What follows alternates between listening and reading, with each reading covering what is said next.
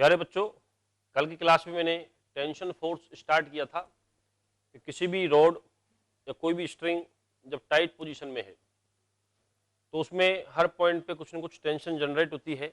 वो टेंशन कैसे कैलकुलेट करते हैं ये मैंने कल शुरू किया था। तो सबसे सिंपल जो तरीका यही है कि जिस पॉइंट पे हमें टेंशन निकालनी है, देखिए कल मैंने एक बड़ा इंपॉर्टेंट रिजल्ट बताया था कि अगर कोई भी स्ट्रिंग मासलेस है, अगर कोई भी स्ट्रिंग मासलेस है तो मासलेस स्ट्रिंग के हर पॉइंट पे टेंशन क्या होगी, सेम होती है। ये अपन कल प्रूव भी किया था। तो मासलेस स्ट्रिंग के हर पॉइंट पे टेंशन सेम होगी और अगर स्ट्रिंग का भी खुद का मास है तो फिर उसके हर पॉइंट पे टेंशन अलग अलग होती है। और लास्ट में मैंने ये बताया था कि जैसे जैसे स्ट्रिंग पे ऊपर जाओगे टेंशन की वैल्यू बढ़ती जाती है। ये अपन ने पूरा कल डिस्कस किया था। तो चलो इसी को आगे बढ़ाते हैं, कुछ क्वेश्चंस और करते हैं, अच्छे अच्छे क्वेश्चन करते हैं बच्चों। लेट अस सी। अगला एग्जांपल देखें।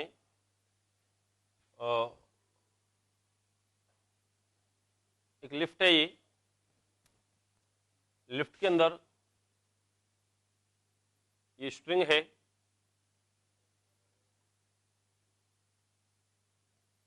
और स्ट्रिंग से ये ब्लॉक बंधा हुआ है।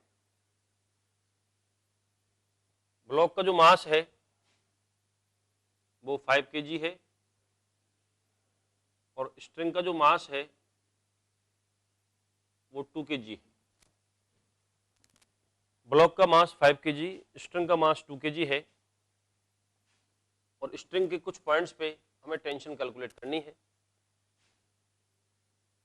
पॉइंट वही है, लोअर मोस्ट पॉइंट ए,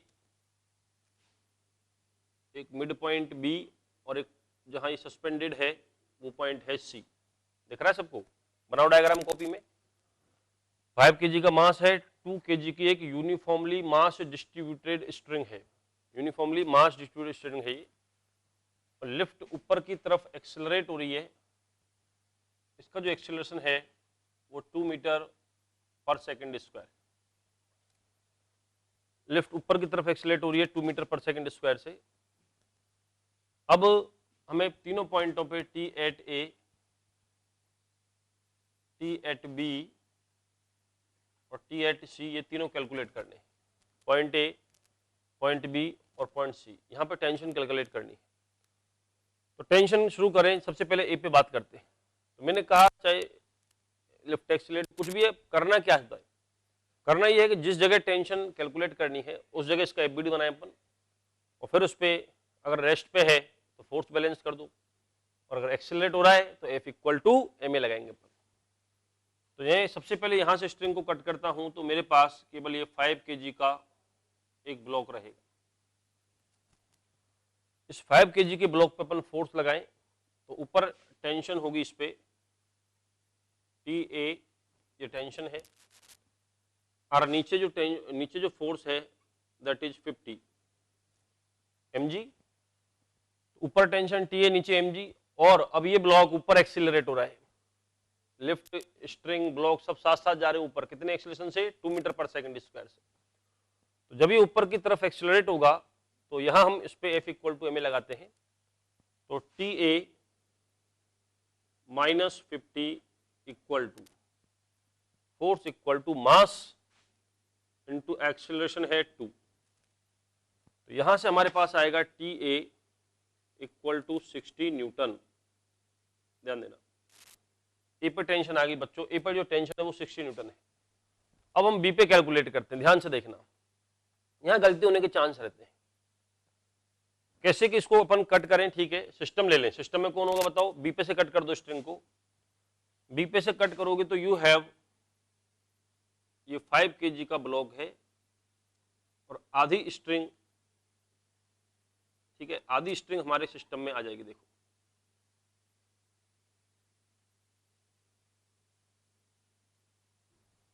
आधी स्ट्रिंग हमारे सिस्टम में है तो 2 किलोग्राम की स्ट्रिंग है तो इसका आधा पार्ट होगा 1 किलोग्राम का।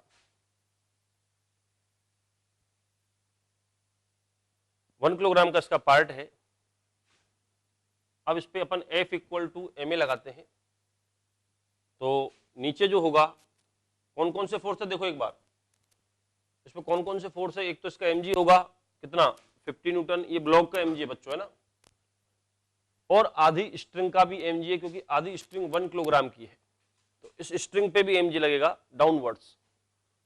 इसका जो फोर्स है वो भी डाउनवर्ड्स होगा इस तरह से, कितना 1 इंटू जी, 1 किलोग्राम की स्ट्रिंग है, आधी स्ट्रिंग, ये 10 न्यूटन का स्ट्रिंग का mg है। यहां टेंशन होगी टीबी ऊपर की तरफ, और बच्चों यहाँ TA नहीं दिखाना है, क्योंकि अब ये स्ट्रिंग और ये ब्लॉक जहां टेंशन वो सिस्टम के पार्ट है, तो पॉइंट ऑफ कॉन्टैक्ट जो था यहाँ पे वो सिस्टम का पार्ट है, तो दोनों एक दूसरे पे फोर्स लगाए। वो कौन से फोर्स है बताओ? Internal forces. अब ये पूरा सिस्टम ऊपर की तरफ एक्सेलरेट हो रहा है, और पूरा सिस्टम जब ऊपर की तरफ एक्सेलरेट होगा तो इस पे हम F इक्वल टू ma लगा सकते हैं। तो क्या इक्वेशन होगी बताओ? अब देखो यहां गलती होती है इक्वेशन में, है ना। F तुम सही लिख दोगे, क्लियर है बिल्कुल। F कितना है?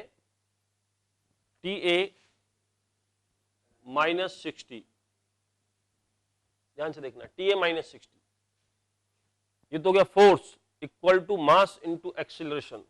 तो इस बार सिस्टम का ma करेंगे तो हर एक पार्ट का ma करना है। M1 A1 मैंने पढ़ाया था तुम्हें, पहले पार्ट का M1 A1, दूसरे का M2, जितने भी पार्टिकल हैं उनका ma लिखना है। एक तो ब्लॉक का ma लिखो, तो 5 इंटू 2 प्लस, कई बच्चे स्ट्रिंग का ma लिखना भूल जाते हैं, ठीक है। तो स्ट्रिंग के पास मास है, उसके पास एक्सीलरेशन भी है, तो बिल्कुल उसका ma आएगा 1 इंटू 2। तो ये हो गया F equal to M1 A1 plus M2 A2, इस तरह से अपने लिखा है, दिख रहा है ना। F equal to M1 A1 plus M2 A2, दो चीजें हमारे पास सिस्टम में। तो यहां यू विल सी कि TA minus 60 equal to 5 into 2, ये 10 होगा, और ये 2 तो कितना हो गया? 12 हो गया ये। तो TA नहीं, सॉरी TB है ना, TB है ये, T एट बी, तो T at B equal to 72 newton. Point B पर जो टेंशन होगी वो कितनी होगी? 72 न्यूटन होगी। अब इसके बाद पॉइंट सी पे बात करते हैं, टॉप मोस्ट पॉइंट पे। तो टॉप मोस्ट पॉइंट पे अगर तुम देखोगे तो इस बार इसको स्ट्रिंग को बिल्कुल टॉप से काटो। अगर मैं टॉप मोस्ट पॉइंट से इसकी कटिंग करता हूं तो मेरे पास सिस्टम में क्या होगा? सिस्टम में आई विल हैव, ये पूरी स्ट्रिंग होगी, पूरी स्ट्रिंग है, और ये 5 kg का ब्लॉक होगा। तो इस पे कौन कौन से फोर्स है जरा देखो। नीचे जो फोर्स होगा, एक तो होगा mg 50 न्यूटन ब्लॉक का, पूरी स्ट्रिंग का भी mg नीचे लगेगा। इसको मैं यहीं दिखा देता हूं, 2 kg की स्ट्रिंग है। इस बार सिस्टम में पूरी स्ट्रिंग आ चुकी है, ध्यान देना। तो स्ट्रिंग का mg कितना होगा? 20 न्यूटन। और point C, point of suspension पे जो टेंशन होगी वो ऊपर की तरफ होगी TC। TA TB और आपस की जो टेंशन लग रही है वो सब इंटरनल फोर्सेज हैं, और इसलिए इसको मैं यहाँ डायग्राम में शो नहीं करूंगा। FBD जब हम सिस्टम का बनाते हैं बच्चों, तो केवल उस पर एक्सटर्नल फोर्स दिखाए जाते हैं। तो यहां से देखना, अब ऊपर फोर्स TC है और नीचे हो गया 70, 50 प्लस 20। तो अब इस सिस्टम पे F इक्वल टू ma लगाऊं, सोचो सभी इक्वेशन, क्या इक्वेशन लगेगी? लिखो कॉपी में, नोटबुक में। तो दिस इज TC माइनस 70, ठीक है, TC माइनस 70 इक्वल टू, हर एक का ma लिखो, तो ब्लॉक का ma क्या आएगा? 5 इंटू 2 प्लस स्ट्रिंग का ma, स्ट्रिंग का मास कितना है? 2, और एक्सीलरेशन भी 2, क्योंकि पूरी स्ट्रिंग आ चुकी है। तो यू विल सी कि TC माइनस 70 इक्वल टू कितना होगा बच्चों? ये हो गया 10 और ये 4, तो 14, और TC माइनस 70 इक्वल टू 14 है, तो TC इक्वल टू जो होगा दैट विल बी 84 न्यूटन। इस तरह से हम A पर, B पे और C पे या किसी भी पॉइंट पे जहां पूछा जाए वहां टेंशन कैलकुलेट कर सकते हैं। उस जगह से स्ट्रिंग को काटो, FBD बनाओ, तो वहां आसानी से टेंशन आ जाएगी। अगला क्वेश्चन देखते हैं बच्चों, ध्यान देना। Let us have the next question.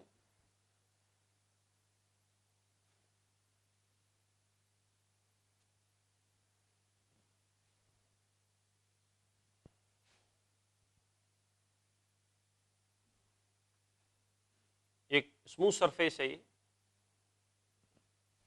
और स्मूथ सरफेस पे दो ब्लॉक्स रखे हुए हैं, इज इट क्लियर? ये है 5 kg का ब्लॉक, ये 3 kg का ब्लॉक, स्ट्रिंग दे रखा है मासलेस, स्ट्रिंग मासलेस है, या ये कह लो कि स्ट्रिंग इज वेरी लाइट, मतलब अपने समझ गए होंगे स्ट्रिंग मासलेस का मतलब इसके हर पॉइंट पे टेंशन सेम होगी। अब इधर मैंने फोर्स लगाया इस पे F equal to 24 newton, 24 newton का फोर्स लगाया है। तो हमें बताना क्या है कि find the tension in the string, find tension in the string, और सरफेस हमेशा की तरह वही स्मूथ माननी है हमें, कोई फ्रिक्शन फोर्स नहीं है कहीं भी। तो चलो शुरू करते हैं कि टेंशन कैसे निकालेंगे इसमें। अब देखो एक ऑब्जर्वेशन यहां देखना खुद, ये छोटी छोटी चीजें बहुत इंपॉर्टेंट रहती हैं, जिसको आगे जाकर के हम पूरा एक पढ़ेंगे कि कंस्टेंट मोशन के नाम से देखेंगे कंस्टेंट मोशन क्या होती है। यहां कंस्टेंट क्या है, देखिए एनएलएम के जितने भी क्वेश्चंस हम पढ़ेंगे, पूरा जो न्यूटन्स लॉ ऑफ मोशन पढ़ेंगे लास्ट तक, उस पर यह है कि जो स्ट्रिंग है या रॉड जो है वो अपनी लेंथ में चेंज नहीं कर सकती है, ये मजबूरी है स्ट्रिंग की। स्प्रिंग कर सकती थी, स्प्रिंग तो खिंच जाती है या स्प्रिंग कंप्रेस भी हो जाती है, लेकिन जो स्ट्रिंग है, स्ट्रिंग अपनी लेंथ में चेंज नहीं कर सकती है। स्ट्रिंग जो है रस्सी खिंच नहीं सकती और कंप्रेस कर नहीं सकते, तो कंप्रेस हो गई तो फिर स्लैक हो जाएगी, तो स्लैक कंडीशन में हम काम करते नहीं है। तो व्हाट आई वांट टू से कि जब तक रस्सी टाइट है, स्ट्रिंग टाइट है, तो उसकी लेंथ कांस्टेंट रहती है।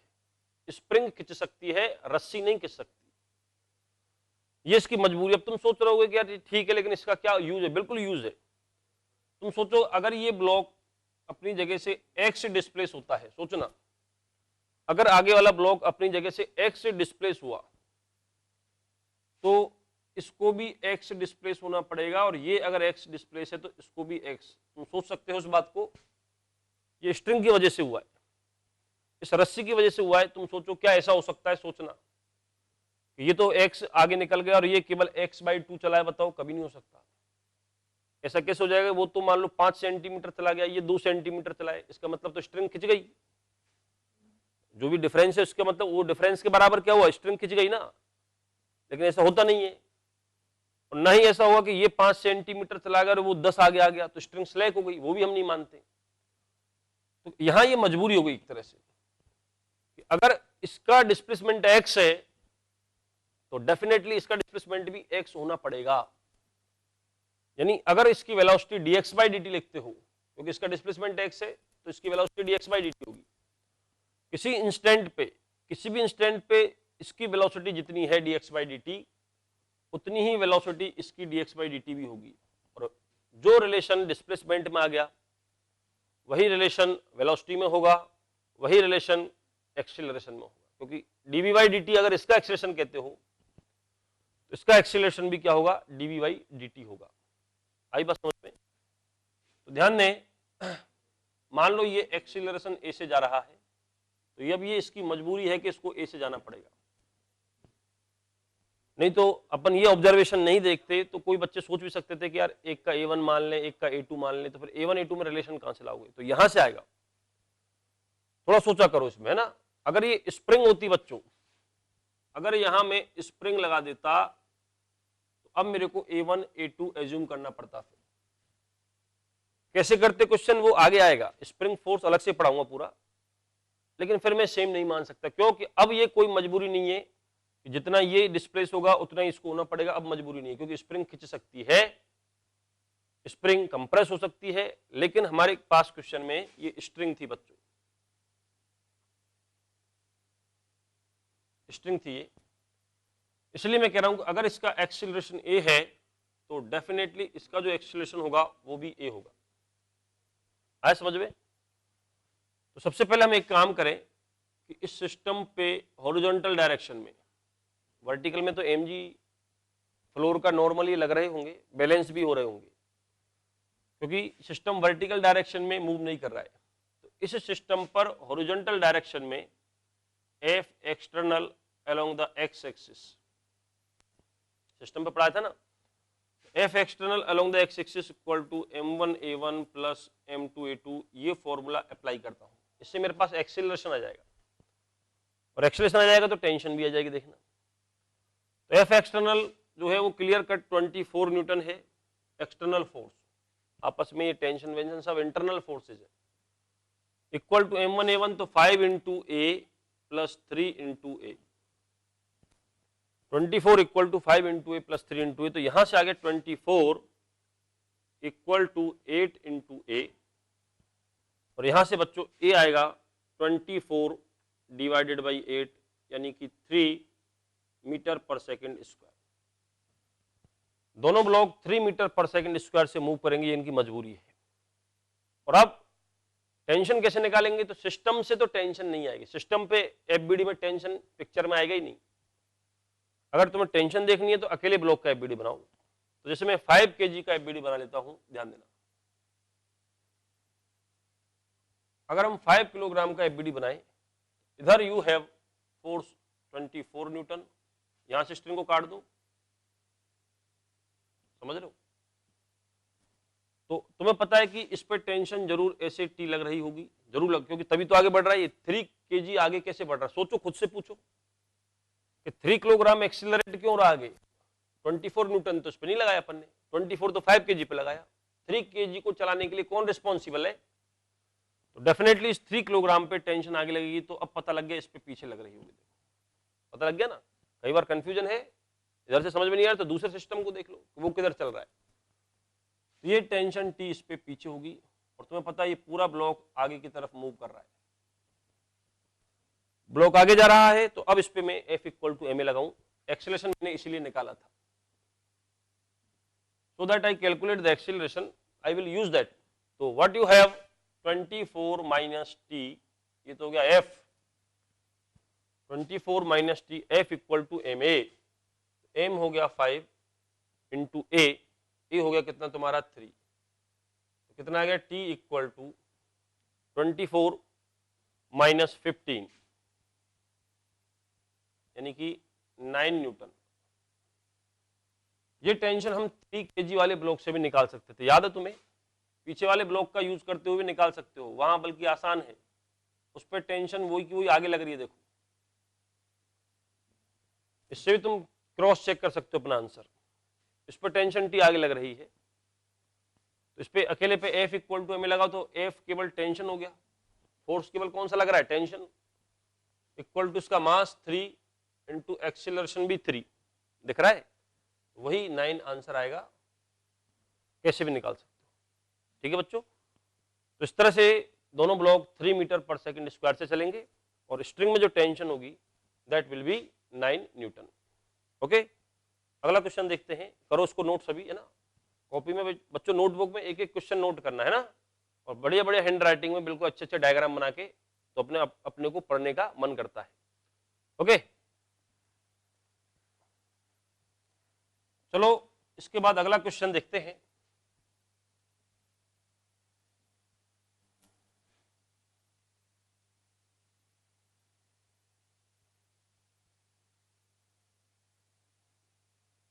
तीन ब्लॉक हैं, ये स्मूथ फ्लोर है, फ्रिक्शन तो खैर आएगा ही नहीं अभी, ये 2 kg का, ये 3 kg का, ये 4 kg का। ओके, इस स्ट्रिंग में टेंशन T1 है, इस स्ट्रिंग में टेंशन T2 है, इधर की तरफ मैंने फोर्स लगाया 18 न्यूटन का, 18 न्यूटन का फोर्स इधर लगाया मैंने। बच्चों ट्राई करो सब, वीडियो पॉज करके देखो एक बार, क्वेश्चन क्या है, find T1 upon T2 ratio, T1 और T2 का रेशियो बताना है, what is the ratio of the tension in the strings. तो हम रेशियो बता सकते हैं कैसे, पहले एक काम करो, सबसे पहले तो इस पूरे को एक सिस्टम एज्यूम करके, तीनों ब्लॉकों का सिस्टम ले लो, तीनों ब्लॉक, दोनों रस्सी, सब सिस्टम में हमें, all these 3 blocks, all 2 strings और मासलेस स्ट्रिंग बच्चों है ना, कुछ नहीं कर रखा होता तो मैं मासलेस बतानी, वैसे भी फीलिंग आएगी क्योंकि भाई टेंशन स्ट्रिंग में बतानी है। अगर मास होता स्ट्रिंग का तो हर पॉइंट देता वो कि इस पॉइंट पे बतानी है। अभी कह दिया कि स्ट्रिंग में टेंशन T1 है, खुद ही कह रखा कि पूरी स्ट्रिंग में सेम है, और पूरी स्ट्रिंग में अगर टेंशन सेम है तो यू शुड थिंक, हमें सोचना चाहिए कि ये स्ट्रिंग क्या माननी है, मासलेस माननी है। बहुत छोटी छोटी चीजें क्वेश्चंस में होती हैं जो हमें खुद को इंटरप्रेट करनी पड़ती हैं। तो चलो इस पे सबसे पहले हम एक्सीलरेशन निकाल लें। F external equal to m1a1 plus m2a2 plus m3a3। Okay, तो अब यहां पे भी एक बार फिर देखो वही मजबूरी है। सोचो कि तीनों ब्लॉक अगर ये अपनी जगह से 10 सेंटीमीटर आगे बढ़ गया तो उस टाइम इंटरवल में ये भी 10 सेंटीमीटर आगे बढ़ा और ये भी 10 सेंटीमीटर, कोई भी ब्लॉक कम या ज्यादा नहीं चल सकता। अगर ज्यादा चल गया, आगे वाला ब्लॉक ज्यादा चल रहा है, इसका मतलब क्या है, रस्सी खिंच गई, जो कि पॉसिबल नहीं है। और अगर कम चल रहा है इसका मतलब स्ट्रिंग स्लैक हो गई, वो हम मानते नहीं है, स्ट्रिंग स्लैक के केस अपन लेते नहीं है। Is it clear? तो चलो शुरू करें। एफ एक्सटर्नल इक्वल टू, तो एफ एक्सटर्नल हो गया तुम्हारे पास कितना 18 इक्वल टू m1a1, तो सबका एक्सीलरेशन सेम मान लो, इसका भी ए है, मतलब मान क्या लो, होगा, मतलब एक्सीलरेशन को सेम होना पड़ेगा।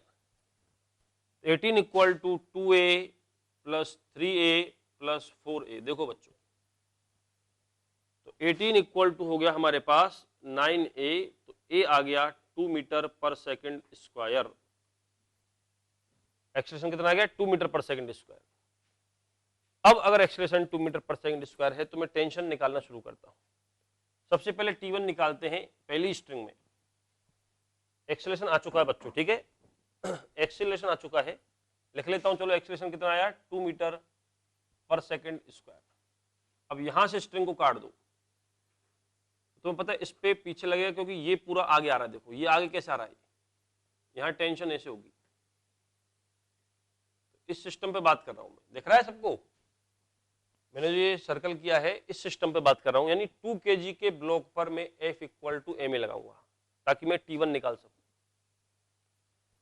तो यहां पे इधर जा रहा है ये, तो 18 माइनस T1, देखो ध्यान से, 18 minus T1 equal to ma, तो 2 इंटू 2, तो T1 आ गया यहां से 14 न्यूटन। कितना, ये 14 न्यूटन आ गया। और ऐसे अगर T2 निकालना है तो इस स्ट्रिंग को काट दो, इस पे जरूर T2 आगे लग रहा होगा, खुद से पूछो।